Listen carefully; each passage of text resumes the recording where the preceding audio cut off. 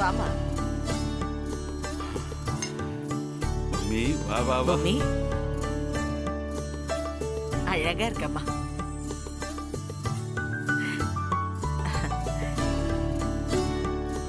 நல்லா நல்லா இருமா. இருமா. எழுந்துரு. இந்த வீடு உன்னால தழைச்சு மேலோங்கி நிக்கணும். நல்லது நடக்கட்டுமா. வளரு, கூட்டிட்டு போமா. போ.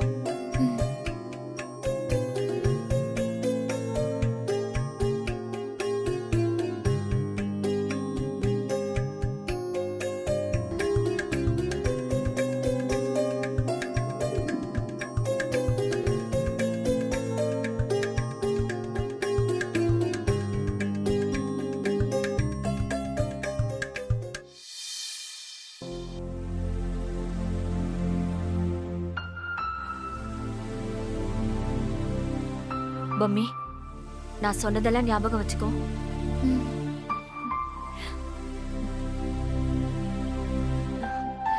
போ.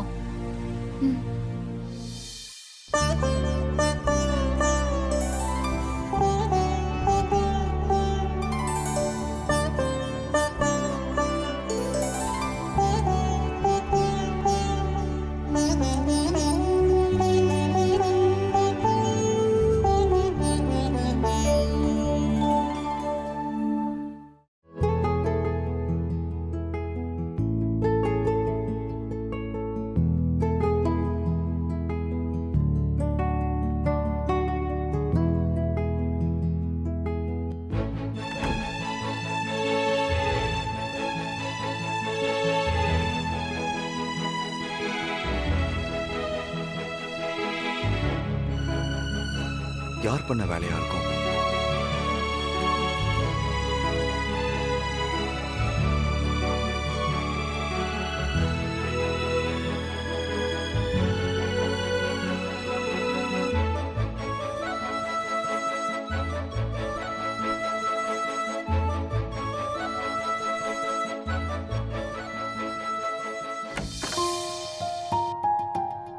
ஏய், பாத்து.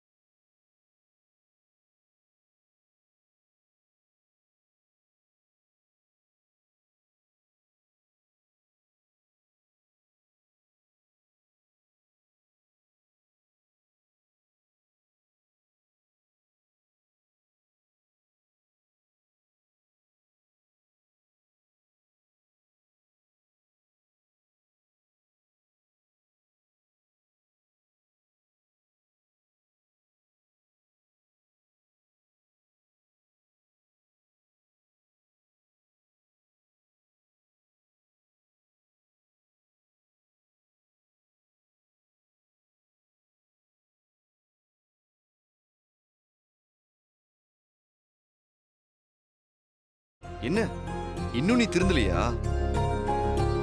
நீ வருவன்னு தாத்தா சொன்னாரு, ஆனா இப்படி வருவன்னு சொல்லல. இங்க பாரு, தாத்தாவுக்கு உடம்பு சரியில்லைன்னு சொல்லி இந்த கல்யாணம் நடந்தது ஒரு விபத்து மாதிரி தான். உனக்கே தெரியும், அன்னைக்கு தர்ஷினி என் ரூம்குள்ள வந்ததுக்கு நான் எவ்வளவு டென்ஷன் ஆகி அவளை திட்டினேன்னு. ஏன்னா என் ரூம்குள்ள தாத்தாவை தவிர வேற யாரு வரதும் எனக்கு பிடிக்காத. நான் அனுமதிச்சதும் இல்ல. நீயே திருட்டுத்தனமா வந்துட்டு போயிருக்க. எனக்கு எவ்வளவு கோவம் வந்துச்சுன்னு தெரியும்ல. அதுக்காக தான் தர்ஷினி அவ்வளவு திட்டு வாங்கினா. அதுக்கப்புறம் எவ்வளவு தெரிஞ்சுக்கிட்டோம். ஆமா தெரியும். இவ்வளவும் தெரிஞ்சுக்கிட்டு அதுக்கப்புறம் என் கூட எப்படி என் கூட இன்னொருத்தருங்கிறத நினைச்சு கூட பார்க்க முடியல. சுத்தமா எனக்கு பிரைவசியே போத. என்னால தூங்க முடியாத. நாம எப்படி இதெல்லாம் உனக்கு எப்படி சொல்லி புரிய வைக்கிறதுன்னு எனக்கு ஒண்ணுமே புரியல. நீயாவது ஏதாவது ஒரு காரணத்தை சொல்லி தடுத்துருக்கலாம்ல. பொம்மி இங்க பாரு, எனக்கு இது சுத்தமா செட் ஆகல. அதையும் மீறி தாத்தா பாட்டி சொன்னதுக்காக நீ இங்கதான் தூங்குவேன்னு விருப்பப்பட்டா தாராளமா படுத்துக்கோ. ஆனா என்னால முடியாத. நான் வெளியே போய் படுத்துக்கிறேன். இல்ல வேண்டாம், நான் உள்ள வரல. நான் வெளியவே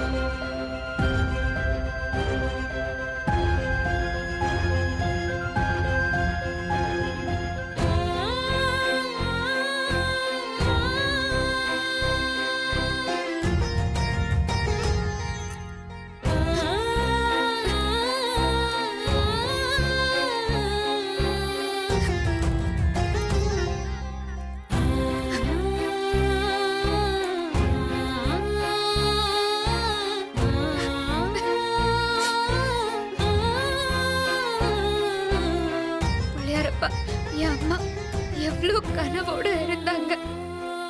எனக்கு தான் இந்த கல்யாணத்துல பெருசா விருப்பம் இல்ல. கடை திறக்கிறது மட்டும்தான் முக்கியம்னு நினைச்சிட்டு இருந்தேன். ஆனா எதுக்காக இவ்ளோ கஷ்டத்தை கொடுக்கற? இந்த அவமானம் அசிங்கம்லாம் எனக்கு தேவையா? கல்யாணம்ங்கிறது எல்லாருக்கும் இவ்ளோ சந்தோஷத்தை கொடுக்கற ஒரு விஷயம். எனக்கு மட்டும் ஏன் இவ்ளோ அசிங்கத்தையும் அவமானத்தையும் கொடுக்கணும்? இப்போ அம்மா காலையில வந்து பார்த்தா எப்படி தாங்கிப்பாங்க? நான் என்ன பண்ணுவேன்? எனக்கு ஒண்ணும் புரியலையே. பிள்ளையாரப்பா, உனக்கு தான் வெளிச்சம்.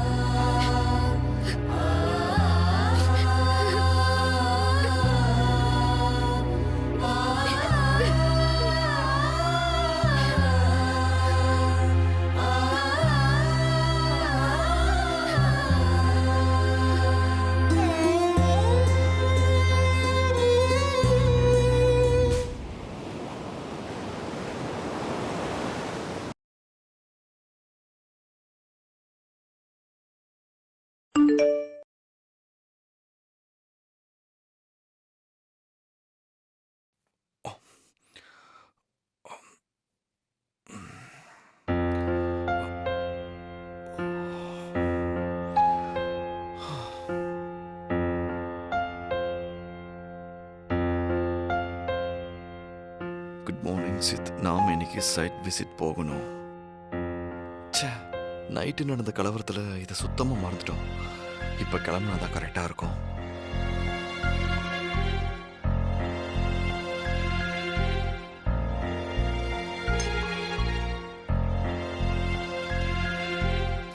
அட, தண்ணி எடுத்து வைக்காம விட்டோம்.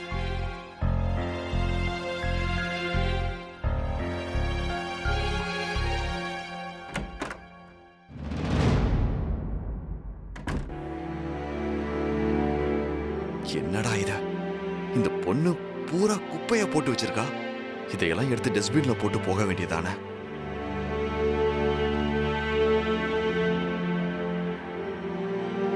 பாட்டி, பாட்டி,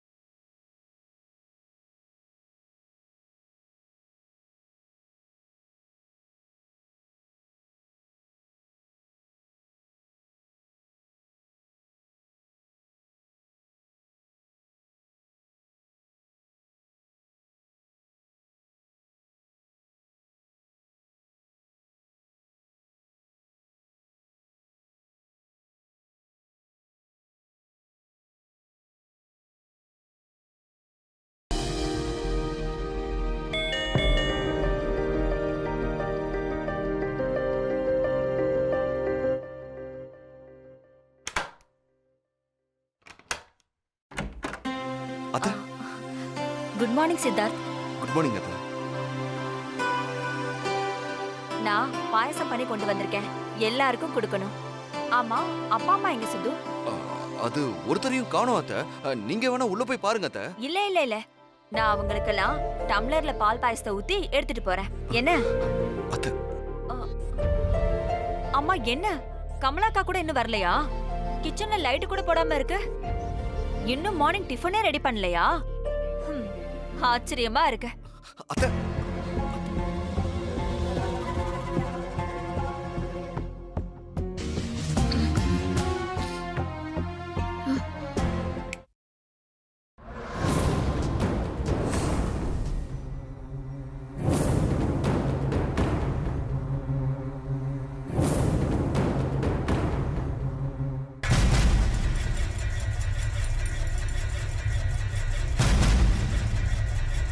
பொம்மி, என்ன நீ எதுக்கு கிச்சன்ல வந்து படுத்திருக்க? நைட்டு பூரா இங்கதான் தூங்குனியா?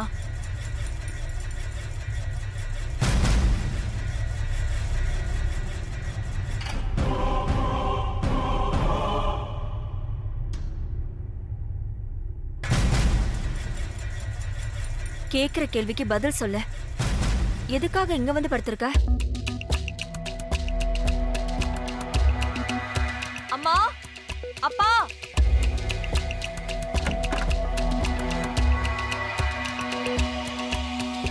என்னம்மா, என்னாச்சு? பாத்தீங்களா இந்த அநியாயத்தை? ஏன், என்னாச்சு? பொம்மி நைட்டு ஃபுல்லா எங்க படுத்திருந்தான்னு கேளுங்க.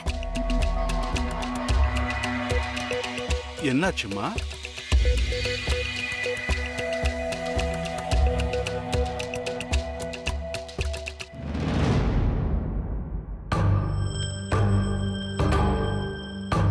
சித்தார்த், என்னப்பா இதெல்லாம்? நேத்து நைட்டு நான் தான் பொம்மிய சித்தார்த்த ரூமுக்கு போன்னு வாசல் வரைக்கும் கொண்டு போய் விட்டுட்டு வந்தேன்.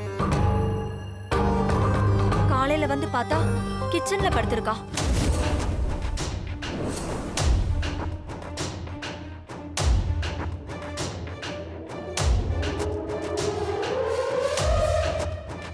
என்னம்மா நடந்துச்சு? எதுக்காக கிச்சன்ல வந்து படுத்த? ஏதாவது சண்டை போட்டியா? பொம்மி, எத்தனை தடவை உனக்கு சொல்லி அமிச்சேன். என்ன நடந்துச்சுன்னு சொல்லு பொம்மி. பொம்மி, இவ்ளோ பேர் கேக்குறோம், வாயை திறந்து சொல்லாம இப்படியே இருக்கிறது மரியாதையா என்ன? அவதான் பேச மாட்டேங்கிறா, நீயாவது சொல்லுப்பா. என்ன ஆச்சு? பொம்மி எதுக்காக வந்து கிச்சன்ல தூங்கினா? தாத்தா, பொம்மி என் ரூமுக்கு வந்தது நிஜம்தான். நான் எப்பவுமே தனியா தூங்கிதானா பழக்கம். என் ரூம்ல இன்னொரு ஆள் இருந்தா என் பிரைவசி பாதிக்கும். நீ வேணா என் ரூம்ல படுத்துக்கோ, நான் வேற ரூமுக்கு போறேன்னு தான் சொன்னேன். ஆனா நானே போய்க்கிறேன் தான் அவ கிளம்பி போனா. ஆனா அவ சத்தியமா கிச்சன்ல வந்து படுப்பான்னு தெரியாது. பிரச்சனை பொம்மை கிட்ட இல்ல, சித்தார்த் கிட்ட தான். அப்பா தள்ளுங்க. என்ன சித்தார்த் இது? உன்னோட வயசு என்ன? கல்யாணமே ஆயிடுச்சு. மனுஷங்களை பத்தி, உறவுகளை பத்தி உனக்கு எதுவுமே தெரியாதா?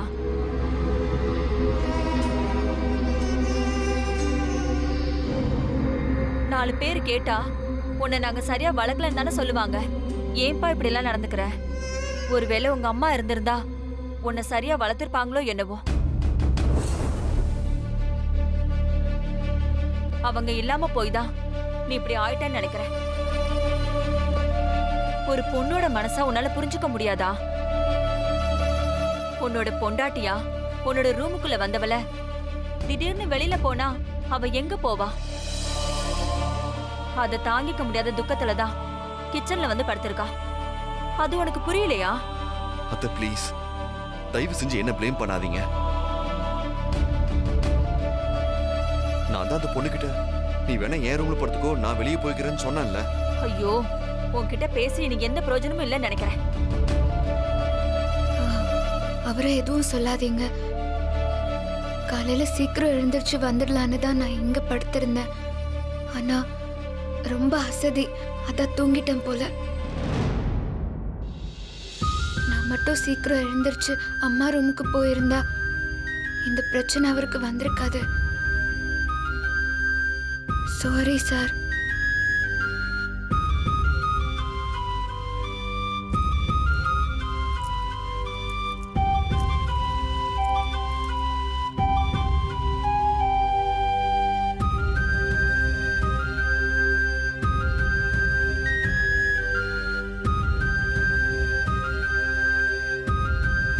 என்னங்க இதெல்லாம்? சித்தார்த்துக்கு கொஞ்சம் எடுத்து சொல்லி புரிய வைங்க. நேத்து தானப்பா நீங்க பேசுனீங்க, அதுக்கப்புறமும் இப்படி இருந்தா என்னப்பா அர்த்தம்?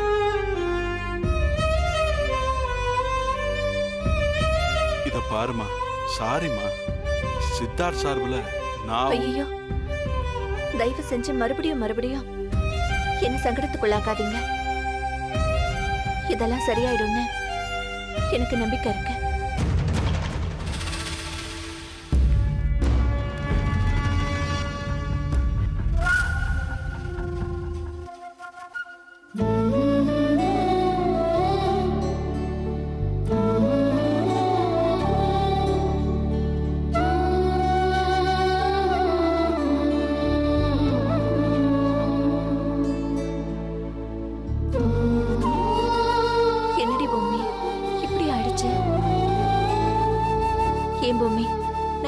பெரிய பிரச்சனை நடந்திருக்கு.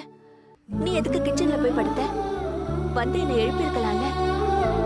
தேவையில்லாம மாப்பிள்ளைக்கு தான் எல்லார் முன்னாடியும் சங்கடம். என்னம்மா நீ மாப்பிள்ளைக்கு சங்கடம்னு பேசிட்டு இருக்க? எனக்கு இது எவ்வளவு பெரிய அவமானம்னு நீ யோசிக்கவே இல்லையா? சரிம்மா, எனக்கு புரியுது. அதுக்காக தான் உன்னை கேக்குறேன். அம்மாவை வந்து எழுப்பி நம்ம ரூம்ல நீ படுத்திருக்கலாம்ல.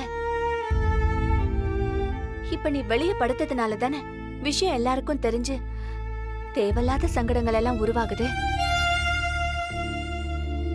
எல்லாரும் இந்த சங்கடத்துக்கு காரணம் நீன்னு தானே நினைப்பாங்க. அம்மா என்னம்மா பேசிட்டு இருக்க? ஏதோ தப்ப என் மேலதாங்கிற மாதிரி பேசுற. இது பாருமா, நான் போய் அவரு ரூம் முன்னாடி நிக்கிறேன். நீ வேணா உள்ள படுத்துக்கோ, நான் வெளியே படுத்துக்கிறேன்னு சொல்றாரு. அதுக்கு நான் என்ன பண்ணட்டும்? நான் தானே வெளியே போக முடியும். உனக்கு வேணா அந்த விஷயத்துல அவர் அவமானப்பட்டது பெருசா தெரிஞ்சிருக்கலாம். ஆனா எனக்கு நேத்து நைட்டு உள்ள படுக்க வேணான்னு அவரு சொன்னப்போ நீ மட்டும்தாம்மா முழுசா என் மனசுக்குள்ள நின்ன. நான் அந்த நேரத்துல கதவை தட்டி உள்ள வந்து படுத்திருந்தா நீ எவ்வளவு வேதனைப்பட்டிருப்ப. நைட்டு பூரா நீ தூங்கி இருப்பியா? ஒரு பொட்டு உன்னால தூங்கி இருக்க முடியாது. உடம்புக்கு முடியாம இருக்கிற உன்னை கஷ்டப்படுத்தி வேடிக்கை பாக்குறதுல எனக்கு சுத்தமா இஷ்டம் இல்லம்மா. சும்மா கதவை தட்டல அது இதுன்னு ஏன் மேலேயே பழி சொல்லிட்டு இருக்க? மம்மி,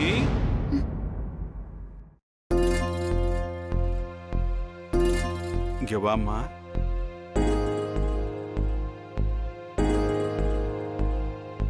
என்னம்மா, உனக்கு தாத்தா மேல கோவமா? உன் விஷயத்துல உனக்கு நல்லது பண்றேன்னு நினைச்சு தப்பு பண்ணிட்டேன்னு நினைக்கிறேம்மா. இல்ல தாத்தா, அப்படியெல்லாம் ஒண்ணும் இல்ல. ஏன் தாத்தா இப்படியெல்லாம் பேசுறீங்க? இல்லம்மா, எனக்கு என்ன சொல்றதுன்னே தெரியல. சித்தார்த் சின்ன வயசுலயே அம்மாவை இழந்துட்டான். அப்பல இருந்தே தனிமை மட்டும்தான் அவனுக்கு. யாரு கூடயும் கல்யாணமே வேண்டான்னு சொன்னவன் திடீர்னு எனக்கு வேற உடம்பு சரியில்லாம போச்சா, கல்யாணமும் அப்பவே நடந்து போச்சு. அதனால டக்குன்னு அவன் தன்னை மாத்திக்க முடியல. அவங்கிட்ட போய் பேசினதுக்கு பதிலா உங்ககிட்ட பேசியிருந்தா கூட இவ்வளவு பிரச்சனை நடந்திருக்காது. என்னை பொறுத்த வரைக்கும் உனக்கும் சித்தார்த்துக்கும் கல்யாணம் நடந்ததுனால உனக்கு எந்த நல்லதும் நடக்கல.